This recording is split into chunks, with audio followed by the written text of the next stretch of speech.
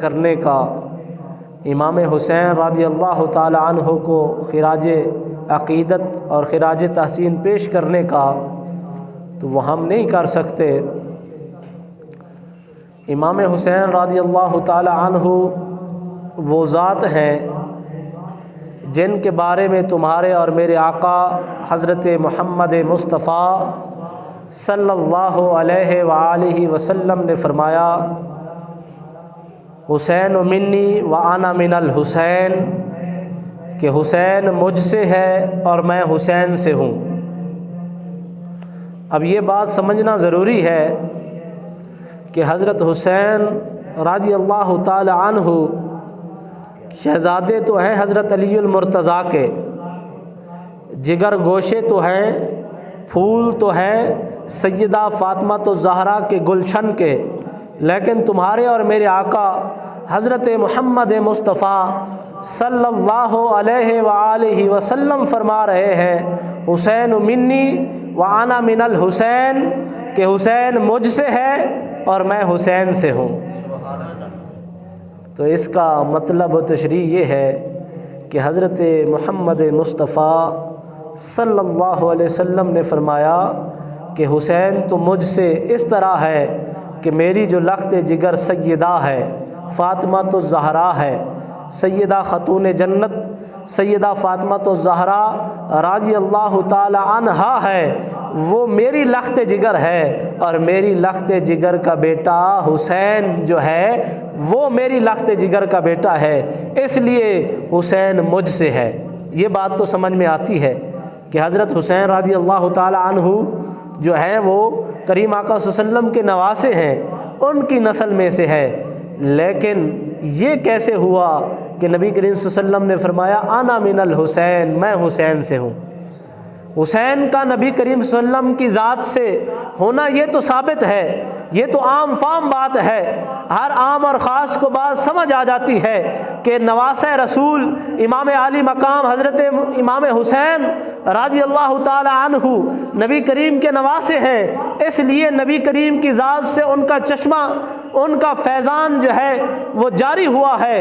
حسین کی تو مصطفیٰ سے ہونا یہ سمجھ میں آتا ہے، لیکن کریم آقا صلی اللہ علیہ وسلم نے فرمایا انا من الحسین، میں حسین سے ہوں۔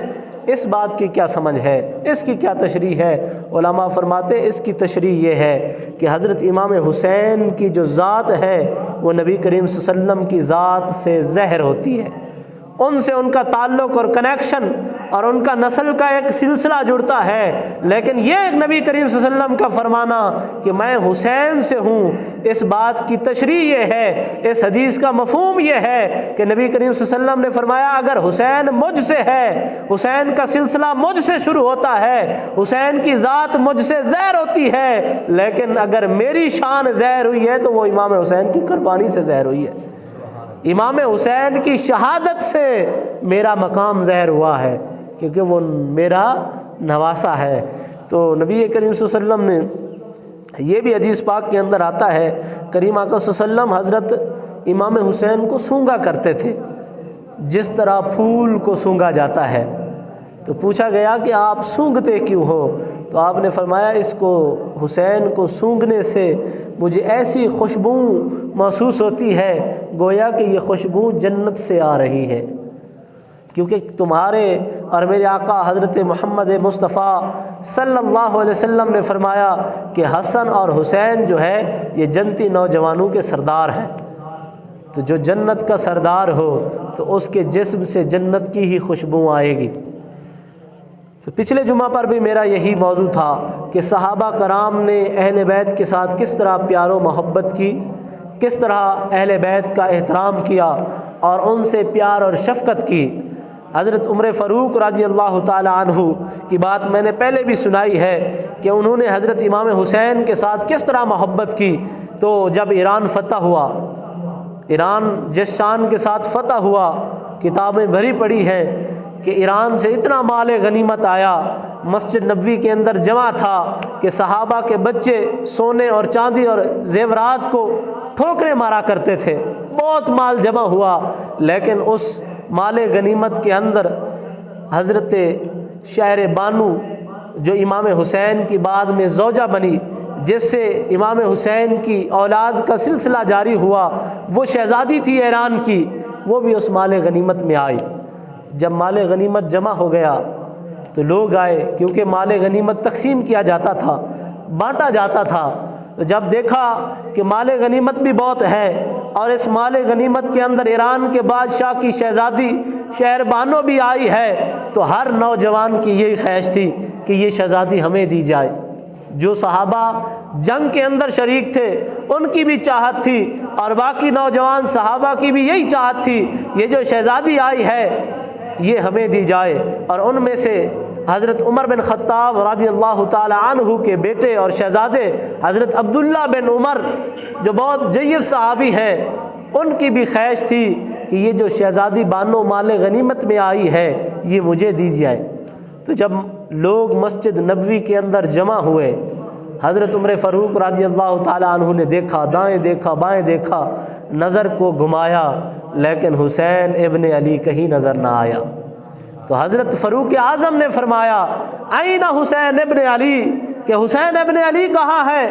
سارے صحابہ موجود ہیں، سارے نوجوان موجود ہیں، لیکن مجھے علی کا بیٹا حسین، شہزادہ حسین نظر نہیں آ رہا۔ این حسین ابن علی، حسین ابن علی کہاں گیا ہے؟ تو لوگوں نے کہا اے عمر فاروق وہ حاضر نہیں ہے۔ تو آپ نے فرمایا اس کو بلا کے لاؤ۔ تو جب حضرت امام حسین رضی اللہ تعالی عنہ کو بلا کے لایا گیا، تو جب امام حسین رضی اللہ تعالی عنہ تشریف لائے تو آپ نے فرمایا یہ مال غنیمت ایران سے آیا ہے اور اس میں شہزادی شہر بانو بھی آئی ہے۔ ایک طرف میں شہزادی کو دیکھتا ہوں اور دوسری طرف میرے تصور میں یہ آتا ہے کہ یہ شہزادی کسے دی جائے۔ میرے ذہن میں یہ آیا ہے اگر یہ ایران کی شہزادی ہے تو یہ علی کے شہزادے کو دی جائے۔ علی کا شہزادہ ہی اس ایران کی شہزادی کے ساتھ نکاح کا زیادہ مستحق ہے۔ تو حضرت عبداللہ بن عمر کھڑے ہو گئے، عرض کی ابا حضور، باپ تھا، خلیفہ بھی تھا، وقت کا امیر المومنین بھی تھا، عرض کی ابا حضور جنگ میں شریک ہوا، حسین ابن علی نہیں گئے، مال غنیمت آیا ہے، تقسیم کیا جا رہا ہے، میری بھی یہ خواہش ہے کہ یہ شہزادی کے ساتھ میرا نکاح ہو، یہ مجھے دی جائے۔ بیٹے کی یہ بات کرنا تھی۔ حضرت فاروق اعظم کو جلال آ گیا، آپ غصے سے لال پیلے ہو گئے۔ آپ نے فرمایا عبداللہ بن عمر تو میرا بیٹا ہو کر حسین کی برابری کرتا ہے؟ یہ بتا کہ حسین کے نانا جیسا تیرا نانا ہے؟ تو کہتا ہے کہ شہزادی مجھے دی جائے، یہ بتا کہ حسین کے نانا جیسا تیرا نانا ہے؟ حسین کی نانی جیسی تیری نانی ہے، اور حسین کے بابا جیسا تیرا بابا ہے، اور حسین کی ماں جیسی تیری ماں ہے۔ اگر تو برابری کرنا چاہتا ہے یہ بتا ان جیسوں میں سے کوئی تیرا ایک جیسا ہے؟ تو حضرت عبداللہ بن عمر خاموش ہو گئے۔ آپ نے فرمایا یہ ایران کی شہزادی ہے اور یہ علی کے شہزادے کو دی جائے گی۔ تو حضرت شہر بانو کا نکاح جو ہے وہ مولا حسین رضی اللہ تعالی عنہ کے ساتھ خود فاروق اعظم نے پڑھا دیا، جس سے حضرت امام زین العابدین پیدا ہوئے اور حضرت امام حسین رضی اللہ تعالی عنہ کی نسل چلی وہ اس شہزادی سے چلی۔ یہ تھا صحابہ کا پیار، یہ تھا فاروق اعظم کی محبت اہل بیت کے ساتھ، یہ تھا احترام۔ اور اسی طرح نزہۃ المجالس کے اندر آتا ہے کہ ایک مرتبہ حضرت عبداللہ بن عمر اور امام حسین رضی اللہ تعالیٰ عنہ اور امام حسن رضی اللہ تعالیٰ عنہ مدرسے جا رہے ہیں، مسجد پڑھنے جا رہے ہیں، کھیلتے کھیلتے حضرت عبداللہ بن عمر ان سے آگے ہو جاتے ہیں۔ جب امام حسین نے دیکھا نا کہ عمر کا بیٹا عبداللہ بن عمر ہم سے آگے ہو رہا ہے تو بازو سے پکڑا اور کہا ٹھہر جا، رک جا، جلدی نہ کر، ہمارے پیچھے چل۔ اس نے کہا کیوں پیچھے چلوں؟ آپ نے فرمایا اس لیے پیچھے چل کیونکہ ہم شہزادے ہیں اور تو بھی ہمارا غلام ہے، تیرا باپ عمر رضی اللہ تعالی عنہ وہ بھی ہمارے غلام ہے، تو ہمارے آگے نہ چل بلکہ ہمارے پیچھے چل۔ جب حضرت عبداللہ بن عمر کو یہ بات کی حضرت امام حسن اور امام حسین نے تو وہ بچے تھے، غصے ہوئے کہ یہ کیسے باتیں کرتے ہیں شہزادے، جس طرح کے یہ ہیں اسی طرح کا میں ہوں۔ اب میں آگے چلنے لگا ہوں لیکن انہوں نے مجھے پیچھے کر دیا ہے۔ اگر بات ہوتی میری ذات تک تو ہم چھوٹے بچے ہیں، مجھے اپنا غلام کہہ دیتے تو کوئی اعتراض نہیں تھا، کوئی غصہ نہیں تھا، لیکن انہوں نے مجھے پیچھے بھی کیا اور کہا عبداللہ تو بھی ہمارا غلام ہے اور تیرا باپ فاروق اعظم بھی ہمارا غلام ہے۔ اب بات بڑھ گئی ہے، انہوں نے امیر المومنین کے بارے میں کہا ہے، خلیفۃ المسلمین کے بارے میں کہا ہے، فاروق اعظم کے بارے میں کہا ہے کہ وہ بھی ہمارے غلام ہے، لہٰذا تو بھی پیچھے چل، تو بھی ہمارا غلام ہے، تیرا باپ عمر بھی ہمارا غلام ہے۔ تو حضرت عبداللہ بن عمر غصے سے اپنے باپ کے پاس چلے گئے کہ ابھی ان شہزادوں کی شکایت لگاتا ہوں، ابھی دیکھنا ان کے ساتھ کیا ہوتا ہے، انہوں نے اتنی بڑی بات کر دی ہے۔ جب عبداللہ بن عمر نے عرض کی ابا جان ہم مسجد جا رہے تھے، اسی طرح حسین نے میرا بازو پکڑ کے پیچھے کیا اور کہا کہ پیچھے چل، تو بھی ہمارا غلام ہے، تیرا بابا عمر بھی ہمارا غلام ہے۔ تو یہ کتنا بڑی بات انہوں نے کر دی ہے، کتنا بڑی زیادتی ہے۔ تو جب حضرت عمر رضی اللہ تعالی عنہ نے یہ بات سنی تو خوشی سے جھومنے لگ گئے، خوش ہونے لگ گئے، جھومنے لگ گئے۔ عبداللہ بن عمر کا یہ خیال تھا کہ میرے والد غصہ ہوں گے، اس بات پہ سزا دی جائے گی، یہ بہت بڑی بات شہزادوں نے کر دی، لیکن عبداللہ بن عمر کو پتہ نہیں تھا یہ وہ فاروق اعظم ہے جو بارگاہ رسالت میں بیٹھنے والا ہے۔ اس نے اپنی آنکھوں سے دیکھا کہ حسین وہ حسین ہے کہ امام الانبیاء نماز پڑھنے لگ جائے اور حسین کھیلتا ہوا پشت مصطفیٰ پر سوار ہو جائے تو رب کی عبادت کھڑی رہتی ہے، حسین بیٹھا رہتا ہے۔ جب تک حسین پشت مصطفیٰ سے اترتا نہیں ہے اس وقت تک مصطفیٰ سجدے سے سر اٹھاتے نہیں ہیں۔ یہ فاروق اعظم نے اپنی آنکھوں سے دیکھا ہوا تھا۔ حضرت فاروق اعظم نے کہا بیٹا کہ واقعی یہی بات ہے، حسین اس طرح کہتا ہے کہ تو بھی غلام ہے، تیرا بابا بھی غلام ہے۔ اس نے کہا ہاں ہاں ابا جان یہی بات ہوئی ہے، آپ فلاں سے پوچھ لیجئے، فلاں سے پوچھ لیجئے۔ تو حضرت عمر دوڑے گھر میں کاغذ پنسل لے آئے اور بیٹے کے ہاتھ سے پکڑا اور کہا کہ چلو علی کے گھر چلتے ہیں، علی کے دروازے پہ چلتے ہیں۔ بیٹا حیران ہوا، سزا دینے کی بجائے، بات پوچھنے کی بجائے الٹا کاغذ قلم لی ہے، خوشی سے جو ہے وہ خوش ہو رہے ہیں، جھوم رہے ہیں، کاغذ پنسل لے کر علی کے دروازے پر چلے گئے۔ تو جب مولا علی کے دروازے پر فاروق اعظم چلا گیا، وقت کا امیر المومنین چلا گیا، دروازہ کھٹکھٹایا، مولا علی باہر نکلے اور دیکھ کے مسکرایا اور کہا امیر المومنین کیا وجہ ہے آپ تشریف لائے ہیں؟ مجھے کہتے میں آ جاتا آپ کی بارگاہ میں۔ یہ محبت تھی صحابہ کی آپس میں، یہ پیار تھا، یہ انس تھا۔ تو حضرت عمر رضی اللہ تعالیٰ عنہ نے فرمایا کہ علی یہ بلانے کی بات نہیں تھی، بات ایسی ہے میں بلاتا تو آ جاتا، یہ بلانے کی بات نہیں تھی بلکہ خوشی سے چل کر آنے کی بات تھی، اس لیے میں آ گیا ہوں۔ تو مولا علی نے فرمایا بات کیا ہے؟ تو مولا عمر رضی اللہ تعالیٰ عنہ نے فرمایا علی بات کچھ ایسی ہے، میرا بھی صاحبزادہ ہے، آپ کے بھی شہزادے ہیں، دونوں مسجد مدرسے جا رہے تھے، میرے بیٹے نے قدم آگے رکھا، حسین نے بازو سے پکڑ کے پیچھے کر دیا اور کہا عبداللہ بن عمر تو ہمارے پیچھے چلا کر، تو بھی ہمارا غلام ہے، تیرا بابا عمر بھی ہمارا غلام ہے۔ تو حضرت مولا علی نے فرمایا پھر کیا ہوا؟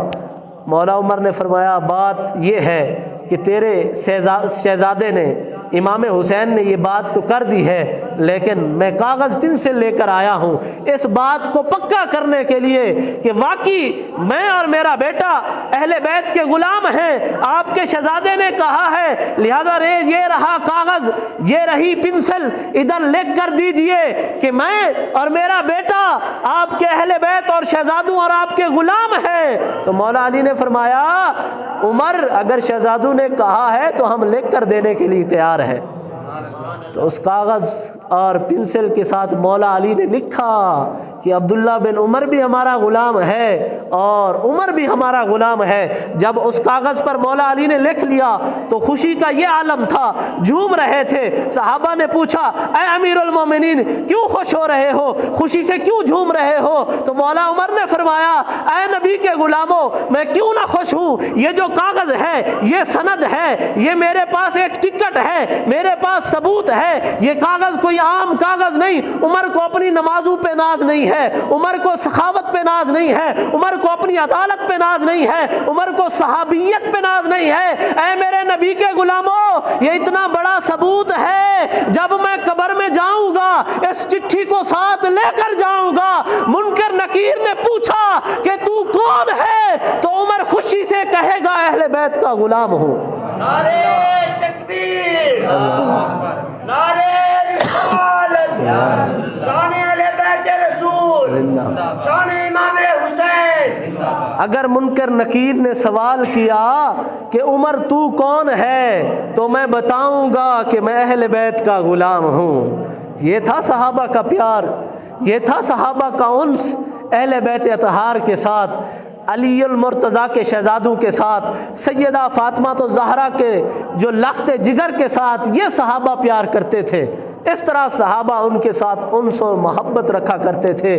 کیوں نہ پیار کرتے؟ کیونکہ ان کی شان میں اترا تھا، اللہ نے فرمایا تھا، نبی کی زبان سے نبی نے اظہار فرمایا تھا، قُلْ لَا أَسْأَلُكُمْ إِلَيْهِ أَجْرًا إِلَّا الْمَوَدَّةَ فِي الْقُرْبَى، کہ اے میرے صحابہ، میں نے تمہیں اسلام کی دولت سے نوازا، میں نے تجھے کلمہ پڑھایا، میں نے تجھے ظلم اور ظلمات کے گڑھوں سے نکال کر ہدایت کی روشنی دی، صراط مستقیم پر چلایا، تم سے ہیرے نہیں لیتا، تم سے جوہرات نہیں لیتا، تم سے اس پر اجرت نہیں لیتا، لیکن میں یہ کہہ رہا ہوں، رب یہ فرما رہا ہے، کوئی چیز نہیں لی جائے گی الا المودۃ فی القربى، لیکن جو میرے اہل بیت ہیں ان کے ساتھ مودت کی جائے۔ قرآن میں مودت کا لفظ آیا ہے، حالانکہ محبت کا لفظ بھی آ سکتا تھا۔ اب محبت اور مودت میں فرق کیا ہے؟ محبت کہتے ہیں اس کو جس طرح باپ بیٹے سے محبت کرتا ہے، ماں بچی سے محبت کرتی ہے، بڑی محبت ہوتی ہے، ماں اپنے بچوں سے بڑا پیار کرتی ہے، باپ اپنے بچوں سے بڑا پیار کرتے ہیں، یہ ہے محبت۔ لیکن اگر محبت چلی جائے، محبت ٹوٹ جائے، محبت بچھڑ جائے، تو اس کے بغیر بندہ زندہ رہ سکتا ہے؟ کئی ایسے لوگ ہیں جن کے بیٹے فوت ہو گئے ہیں لیکن باپ زندہ ہیں، کوئی ایسے بچے ہیں جن کے باپ فوت ہو گئے ہیں لیکن بیٹے زندہ ہیں، کئی ایسی مائیں ہیں جن کی بیٹیاں اور اولاد فوت ہو گئی ہے لیکن وہ مائیں زندہ ہیں۔ اس کو کہتے ہیں محبت۔ لیکن مودت اس سے ڈیفرنٹ ہے۔ مودت کا معاملہ جدا ہے، مودت کا معاملہ محبت سے برعکس ہے۔ مودت کہتے ہیں جس طرح مچھلی پانی سے مودت کرتی ہے، اگر مچھلی کو چند سیکنڈ کے لیے پانی سے دور کر دیا جائے، مچھلی زندہ رہتی ہے؟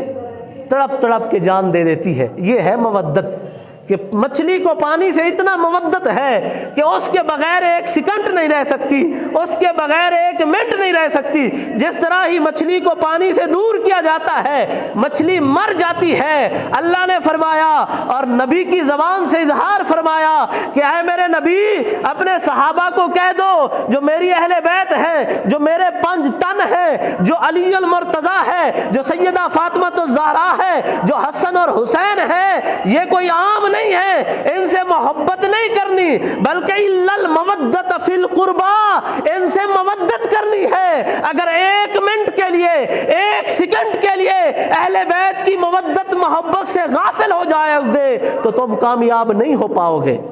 تو پتہ چلا کہ اہل بیت اطہار کی مودت ایمان کا حصہ ہے، حصہ ایمان ہے۔ اور تمہارے اور میرے آقا حضرت محمد مصطفیٰ صلی اللہ علیہ وسلم نے فرمایا کہ مولا جو مجھ سے محبت کرتا ہے، جو حسین سے محبت کرتا ہے، وہ مجھ سے محبت کرتا ہے، اور جو مجھ سے محبت کرتا ہے وہ تجھ سے محبت کرتا ہے۔ مولا جو حسین سے پیار کرتا ہے وہ تیرے مصطفیٰ سے پیار کرتا ہے، اور جو تیرے مصطفیٰ سے پیار کرتا ہے خود اللہ سے پیار کرتا ہے۔ اور یہ بھی میرے نبی نے دعا کی، اٹھائیے حدیث، مشکات شریف کو اٹھائیے، صحیح مسلم کو اٹھائیے، ترمذی کو اٹھائیے، میرے نبی کریم صلی اللہ علیہ وسلم نے یہ دعا کی کہ مولا جو اہل بیت سے، میرے حسن و حسین سے محبت نہیں کرتا، بغض رکھتا ہے، وہ تیرے نبی مصطفیٰ سے بغض رکھتا ہے، اور جو تیرے مصطفیٰ سے بغض رکھتا ہے وہ تجھ خدا سے بغض رکھتا ہے۔ پتہ چلا کہ حسین کی محبت دراصل مصطفیٰ کی محبت ہے، اور مصطفیٰ کی محبت دراصل خدا کی محبت ہے۔ تو اگر کامیابی چاہتے ہو، فلاح چاہتے ہو کہ جنت میں ٹکٹ مل جائے، چاہتے ہو کہ داخلہ جنت میں ہو جائے، تو ساری باتوں کو چھوڑو، ساری تحقیقوں کو چھوڑو، اہل بیت کے غلام بن جاؤ، حسین ابن علی کے نوکر بن جاؤ، پھر اس دنیا میں بھی تم صراط مستقیم پہ گامزن رہو گے، پھر قبر میں بھی آمنہ کا لال تمہارا استقبال کرے گا۔ میرے نبی کریم صلی اللہ علیہ وسلم نے فرمایا کہ اے میرے صحابہ، میں تو جا رہا ہوں لیکن تمہارے درمیان کو چھوڑ کے جا رہا ہوں۔ صحابہ نے پوچھا یا رسول اللہ وہ کیا ہے؟ میرے نبی کریم صلی اللہ علیہ وسلم نے فرمایا اے میرے صحابہ، تمہارے درمیان میں ایک قرآن چھوڑ کر جا رہا ہوں، اگر قرآن کو تھامے رکھو گے تو کامیاب ہو جاؤ گے۔ دوسرا میرے نبی کریم صلی اللہ علیہ وسلم نے فرمایا ایک تو رب کا قرآن چھوڑ کر جا رہا ہوں، دوسری میں اپنی اہل بیت چھوڑ کر جا رہا ہوں۔ قرآن اور میری اہل بیت کا دامن تھامے رکھو گے، پھر صراط مستقیم پر چلتے رہو گے۔ اگر تم نے قرآن کو پکڑا، سورت فاتحہ بھی آتی ہوئی، سورت بقرہ بھی یاد ہو، الحمد سے لے کر والناس تک پورا قرآن یاد ہو، لیکن اہل بیت کے ساتھ بغض ہو، امام حسین کے ساتھ عداوت ہو، پنج تن کے ساتھ دشمنی ہو، یاد رکھنا قرآن بے شک تمہیں یاد ہو، قرآن کے قاری ہوں، حافظ ہوں، شیخ الحدیث ہوں، اگر اہل بیت کا دامن تمہارے ہاتھوں میں نہیں ہے تو کچھ بھی نہیں ہے۔ سوال یہ بھی ہوتا ہے میدان کربلا کے اندر امام حسین کو شہید کرنے والے کوئی یہودی تھے؟ آپ بتائیں نا، یہودی تھے؟ کوئی عیسائی تھے؟ کوئی بت پرست تھے؟ کوئی کسی پتھروں کی پوجا کرنے والے تھے؟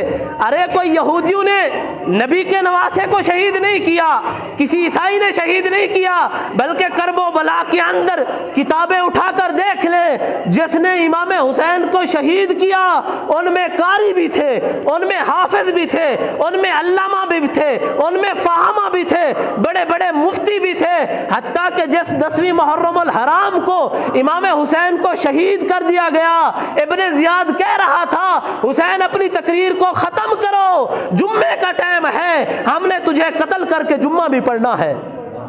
وہ سارے کلمہ پڑھنے والے تھے، سارے حافظ تھے، اس لیے رب کا قرآن کہتا ہے یضل بہ کثیرا ویہدی بہ کثیرا۔ اللہ کا قرآن کہتا ہے ہر قرآن پڑھنے والا ہدایت یافتہ نہیں ہوتا، ہر قرآن کا قاری اچھا نہیں ہوتا۔ اللہ کا فرمان ہے کہ قرآن پڑھنے والا گمراہ بھی ہوتا ہے اور قرآن پڑھنے والا ہدایت یافتہ بھی ہوتا ہے۔ تو جس نے امام حسین کو شہید کیا وہ بھی قاری تھے، وہ بھی حافظ سے۔ ابن زیاد کون تھا؟ عمر بن سعد کون تھا؟ حضرت سعد رضی اللہ تعالیٰ عنہ کا بیٹا تھا، صحابی کا بیٹا تھا۔ وہ حضرت سعد وہ تھے جنہوں نے تمہارے اور میرے آقا حضرت محمد مصطفیٰ صلی اللہ علیہ وآلہ وسلم کے آگے اپنی جان کو پیش کر دیا۔ کتنے تیر اپنے جسم پر کھائے لیکن نبی کو ایک تیر نہیں لگنے دیا، لیکن ان کا بیٹا یزید کے ساتھ ملا ہوا ہے۔ مسئلہ یہ بھی تھا امام حسین تھے تو حق پر، کس کو پتہ نہیں تھا؟ ابن زیاد بھی جانتا تھا یہ نواسہ رسول ہے، ان کے بارے میں نبی نے فرمایا یہ جنت کے سردار ہیں، ان کی سواری نبی کے دوش مصطفیٰ تھے۔ ابن زیاد بھی جانتا تھا، عمر بن سعد بھی جانتا تھا، خولی اور ہولی بھی جانتے تھے، شمر اور یزید بھی جانتا تھا کہ امام عالی مقام کا مقام جو ہے وہ بلند ہے، نبی کا نواسہ ہے، جس نے دین لے کر آیا، جس نے ہمیں کلمہ پڑھایا اس کا نواسہ ہے۔ یہ سارے جانتے تھے۔ کوفی انہوں نے خط لکھے تھے کہ آ جاؤ ہم آپ کی بیعت کرنا چاہتے ہیں، اگر آپ نہیں آئے تو کل قیامت کے دن ہم آپ کا دامن پکڑیں گے، دامن گیر رہیں گے کہ ہم نے تو تھیلے بھر کے خط لکھے تھے لیکن حسین ابن علی کوفہ میں نہیں آیا تھا۔ سب نے خط لکھے، لیکن کیا ہوا کہ اچانک بازی پلٹ گئی، اچانک جو ہے وہ سب نے امام مسلم بن عقیل کی بیعت کو توڑ کر ابن زیاد کے لشکر میں داخل ہو گئے۔ اچانک وہ جو محبت کے دعوے کرنے والے تھے، وہ امام حسین کی خاطر جان دینے والے تھے، اچانک وہ امام حسین کی صف سے نکل کر ابن زیاد کی صف میں جا کھڑے ہوئے۔ علماء فرماتے ہیں وجہ یہ تھی، جانتے وہ بھی تھے، مانتے بھی تھے، شان بھی بڑی ہے، حق پر بھی ہے، لیکن خوف یزید کا تھا، ڈر یزید کا تھا، لالچ، اوپر سے حکومت کی لالچ، گورنری کی لالچ، کوفے کی گورنری چلی جاتی ہے ابن زیاد سے، لالچ حکومت کی تھی، لالچ پیسے کی تھی، لالچ جو تھی وہ درہم اور دینار کی تھی، اور ڈر جو تھا وہ یزید کا تھا۔ اس لیے امام حسین کے مقابلے میں آئے۔ 7ویں محرم الحرام ہے، 7ویں محرم الحرام، پانی بند ہو جاتا ہے، نہر فرات ہے۔ یار افسوس، لوگ کہتے ہیں کہ امام حسین کا ذکر ہوتا ہے، یہ بھی امام حسین کے ذکر سے بھی بڑی چڑ ہے۔ میں کہتا ہوں یار ان کا ذکر کیوں نہ کیا جائے جنہوں نے قربانی اپنی دے کر ہمیں دین بچا دیا۔ آج تو ہر بندہ مفتی ہے نا، ہر بندہ عالم ہے، ہر بندہ فتوے دیتا ہے، یہ ہونا چاہیے محرم میں، یہ ہونا چاہیے، یہ ہونا چاہیے۔ آپ اپنے دل پہ ہاتھ رکھیں یار، بھی آپ بھی صاحب اولاد ہیں، میں بھی صاحب اولاد ہوں۔ اگر ہمارا 6 ماہ کا، 10 ماہ کا، سال کا اور 16 سال 18 سال کا نوجوان بچہ مر جائے تو ہمیں تکلیف نہیں ہوگی؟ 7 محرم الحرام کو اہل بیت پر پانی نہر فرات کا بند کیا جائے۔ ابن زیاد کہے وہاں نہر فرات سے کتا پانی پی سکتا ہے، جانور پانی پی سکتے ہیں، لیکن نبی کی اہل بیت خاندان نبوت پانی نہیں پی سکتے۔ حضرت عباس فرماتے ہیں کہ جب میں نے علی اصغر کی پیاس کو دیکھا اور اہل بیت کے چھوٹے چھوٹے بچوں کو پیاس سے بلکتے ہوئے دیکھا، حضرت عباس علم بردار فرماتے ہیں میں نے اپنی گھوڑے کو ایڑ لگائی۔ امام حسین نے فرمایا بھائی عباس جا تو رہے ہو، نہر فرات پر بڑا کڑا پہرا ہے، سخت پہرا ہے، یزیدیوں نے پوری نہر فرات کو گھیرا ہوا ہے، پانی لینے نہیں دیں گے۔ حضرت عباس نے فرمایا یا تو پانی لے کر آؤں گا یا جان دے کر آؤں گا، مجھے یہ پیاس نہیں دیکھی جاتی۔ آج میرا بچہ بیمار ہونا تو محلے والے پانی نہ دیں، آپ کا بچہ بیمار ہو تو آپ کا بھائی پوچھنے نہ آئے، آپ بیمار ہو کوئی آپ سے پوچھنے نہ آئے، بڑی تکلیف ہوتی ہے۔ یار میں بیمار تھا، میرے لیے دعا نہیں کہے گی، یار میں بیمار تھا، اتنا عرصہ چارپائی پر رہا، کوئی ہمسایہ کوئی رشتہ دار مجھ سے پوچھنے نہیں آئی، تجھے تو اتنا بڑی تکلیف ہوتی ہے۔ تصور کر اس وقت کو، ذہن میں لا وہ وقت اور وہ سسٹم، وہ 7ویں اور 9ویں اور 10ویں محرم الحرام کو کہ 6 ماہ کا علی اصغر ہو، سیدہ زینب کے بچے ہوں، چھوٹے چھوٹے بچے جب پیاس سے بلک رہے ہوں، اور اوپر یزید۔ یار دشمنی اتنا بھی گندی دشمنی نہیں ہوتی، پانی کی دشمنی اتنا گندی دشمنی اور بھی ہوتی ہے، لیکن انہوں نے کہا سب کچھ پانی، ہر چیز پانی پی سکتی ہے، ہمارے گھوڑے اونٹ پانی پی سکتے ہیں، لیکن اہل بیت میں سے 6 ماہ کا علی اصغر پانی نہیں پی سکتا۔ میں کہتا ہوں حسین کے صبر کو سلام ہو، حسین کے صبر کو سلام ہو کہ جن کے آنکھوں کے سامنے 6 ماہ کا علی اصغر پیاس سے بلک رہا ہو اور سامنے نبی کے کلمہ پڑھنے والے کھڑے ہوں اور خود وہ نواس رسول ہوں۔ میں کہتا ہوں کیا ہی صبر تھا۔ امام حضرت عباس پانی لینے گئے، ایک ہاتھ میں مسکیزہ تھا، تیر مارے، ایک ہاتھ کو قلم کر دیا، دوسرے ہاتھ میں اٹھایا، دوسرے کو قلم کر دیا، منہ میں اٹھایا، سر کو قلم کر دیا، پانی زمین پہ گر گیا، اہل بیت پر ایک بوند پانی کی نہیں پہنچ سکی۔ اس کے بعد پھر علی اکبر آیا، 18 سال کا نوجوان، شادی بھی دیاڑے بھی گنے ہوئے تھے۔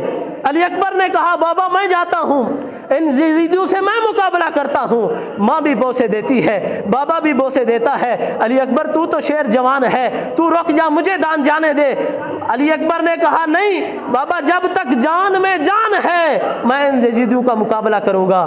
جب علی اکبر گئے تو یزیدیوں کی صفوں کو اکھیڑ کے رکھ دیا، زخمی ہو گئے، زخموں سے چور چور ہو کر آتے ہیں، عرض کرتے ہیں بابا پیاس لگی ہوئی ہے، پانی چاہیے۔ آپ خود اندازہ کریں، ایک بندہ جنگ رہا ہو، پیاس کئی دن سے بھوکا ہو، پانی سے پیاسا ہو۔ جب علی اکبر واپس آئے تو امام حسین نے کہا سامنے نہر فریت ہے، اور نہر فریت پر کسی یہودیوں عیسائیوں نے قبضہ نہیں کیا ہوا، میرے نبی کے کلمہ پڑھنے والوں نے قبضہ کیا ہوا ہے۔ بیٹا تجھے پیاس لگی ہوئی ہے، میرے پاس اور کچھ نہیں ہے، میری زبان کو چوس لو۔